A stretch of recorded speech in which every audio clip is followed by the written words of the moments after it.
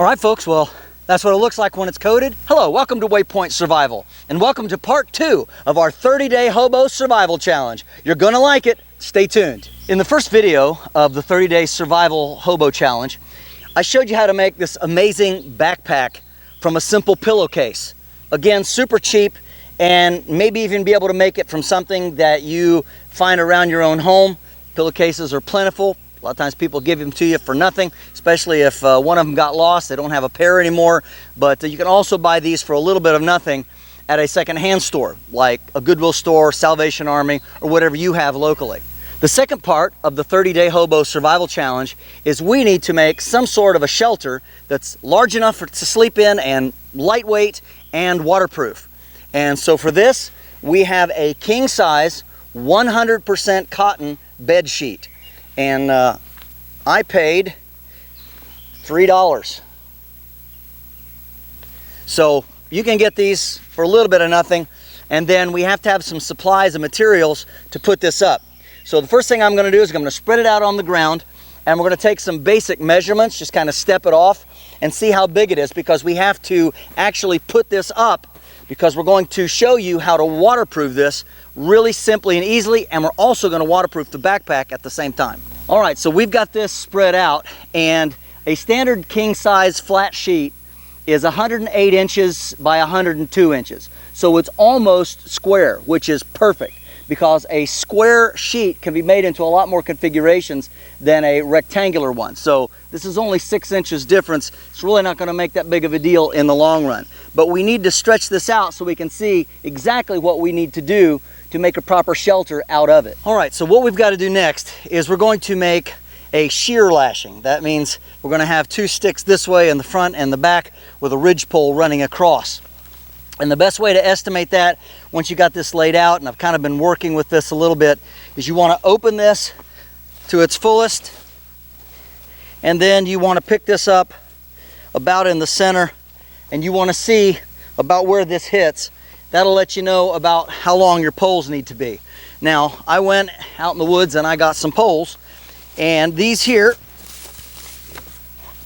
I've got 4 poles that are about 6 feet tall. And if you look really careful, it took me a few minutes to find these, but these were all dead. Little secret that people don't know that don't live in the woods is trees plant seeds every year. And you might get 100 seedlings.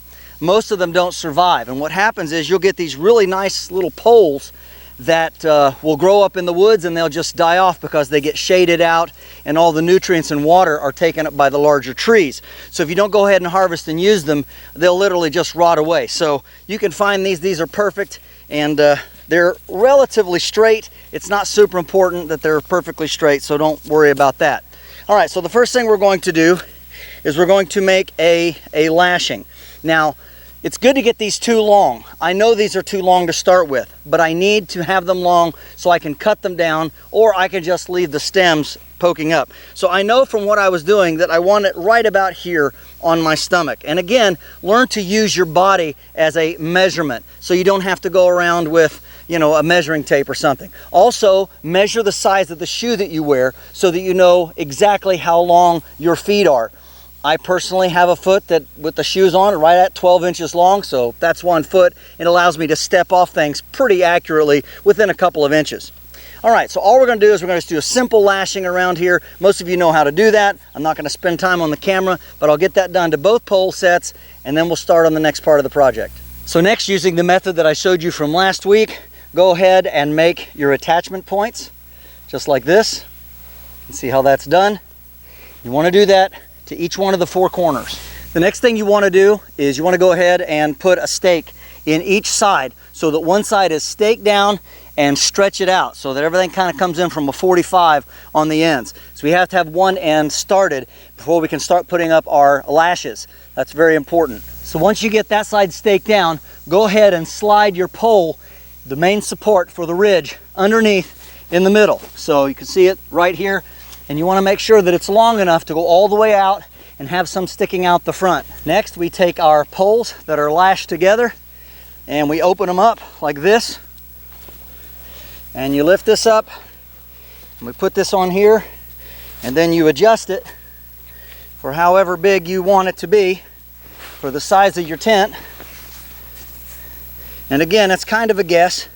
And if you don't get this quite right, you can retie these and adjust them higher or lower just to make sure you have enough room. And you want to do that to both sides and make sure that it looks pretty good. And you can, if you want, go ahead and lash then this front pole to this shear lashing right here, so that that doesn't slide in and out, and will keep everything a little more secure. Okay, so you can see what we've got now, and we've just got it delicately balanced, so you have to be real careful about this, but this doesn't take a whole lot of cord. I'm using just the real thin bank line, so I might have used maybe 10 or 12 feet on this whole project. So again, not much. Now, the only thing we have left to do is we need to make sure that our X bracing is in the right place, and then stretch out this other side and stretch it taut. So for that, we have 2 more stakes right here. And you want to make sure this is stretched pretty tight up here on the top. We can always adjust it. All right, you want to try to make sure it doesn't fall down, which it's going to want to do, just like that. All right, so had to try that again.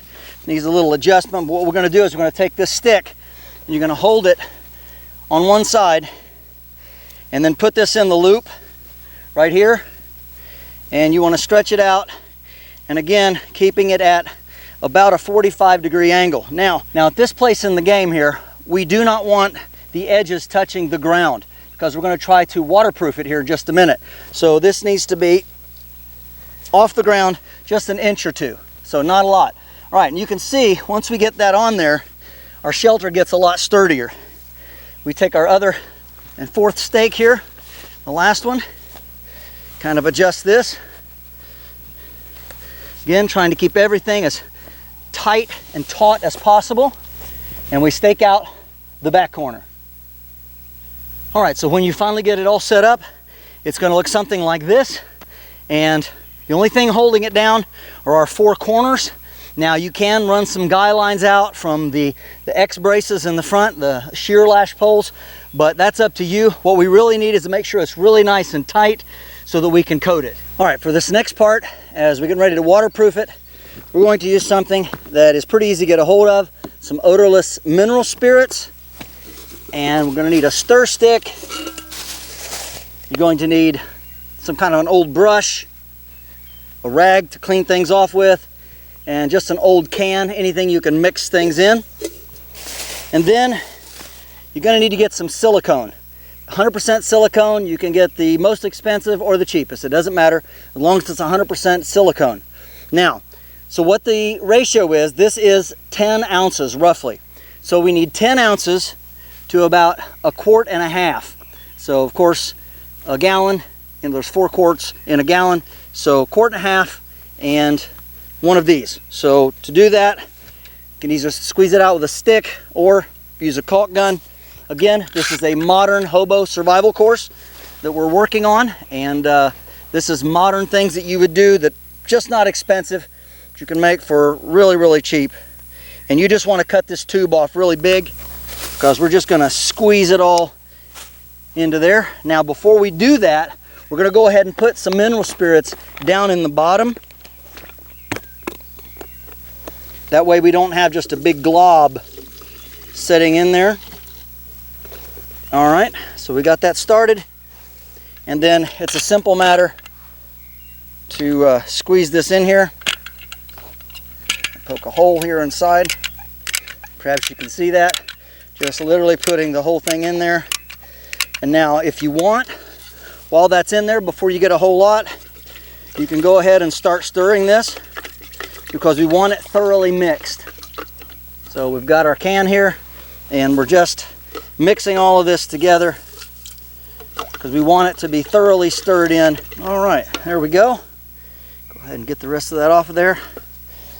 All right, start stirring again, and then we're going to pour what we need in here. All right, it's about 1 quart. All right, there we go. It's about 1.5 quarts. something like that. So again, it doesn't have to be absolutely precise, but we want to make sure that we get enough in there that it's roughly a 1:5 ratio. All right, I'm going to stir this up and I'll get back with you. All right, now stirring this is going to take 5 to 10 minutes, and you can see when it starts to really dissolve in there. At first it's just going to be really stringy and lumpy, but as you stir it and continue to work it around, you'll get like a really nice kind of almost like a syrup type consistency, and that's exactly what you want. Okay, now that we've got that done, it's a simple matter to take the can and our brush, and we're just going to start here at the top, step carefully around everything, and we're just going to start brushing it in. And just take your time. Don't matter if it runs a little bit or anything like that, but we're just going to work our way across the top and down. Now this is going to take a while, so I'll work on this and get back to you. All right, so we're part way done, and what I have done right here is I've gone all the way around all of the borders first, making sure they get a really good and heavy coat. I've still got about maybe a third left of what I started, and I've coated both sides. It's especially important along the bottom right there, because the rain's going to run down and drip, and that's going to tend to be against the ground, leaves, grass, and all of that. So you want to make sure that you get all of that coated well as the ridge. I double coated the ridge pretty well because again, that's where that pole's going to be, and if it's going to drip, it might be tending to drip there from the pressure of being stretched over. So you can kind of see what we got going there. Literally all I'm doing is I'm taking the brush and I'm just painting it, and just taking my time and trying to spread it out as thinly as possible until we get it all coated.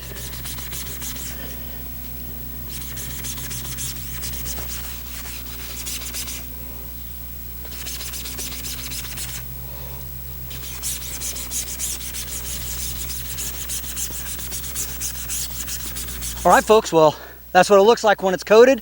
Now you just need to let it sit out for a day or two, maybe a couple of days, depending on the weather and humidity, and let it thoroughly dry. Well, folks, I hope you've enjoyed this little project.